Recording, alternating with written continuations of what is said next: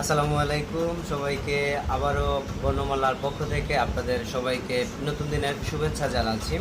আজকে নতুন দিন বলার অন্যতম কারণ হচ্ছে আমরা ঈদুল আজহার জন্য অনেক দিনের ছুটিতে ছিলাম।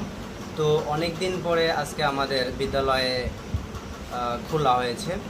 আমাদের শিক্ষার্থীর উপস্থিতি সংখ্যা এবং আমাদের শিক্ষার্থীদের সাথে যে মান অভিমানের খুনসুটি যে ছিল, আমাদের যে আন্তরিকতা ছিল, যে আমাদের অন্তরের একটা নিখুঁত সম্পর্ক ছিল, সেটা আমরা আজকে কুশল বিনিময়ের মাধ্যমে আমরা সেটা সম্পন্ন করতে পেরেছিলাম।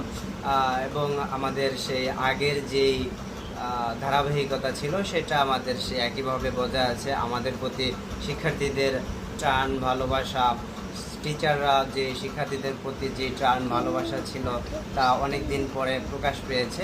এতে আমি সহ আমার শিক্ষকবৃন্দ এবং শিক্ষার্থীরা সকলেই আনন্দিত। তো আমাদের জন্য সকলেই দোয়া করবেন। ভালো থাকবেন, সুস্থ থাকবেন, সুন্দর থাকবেন। আল্লাহ হাফেজ।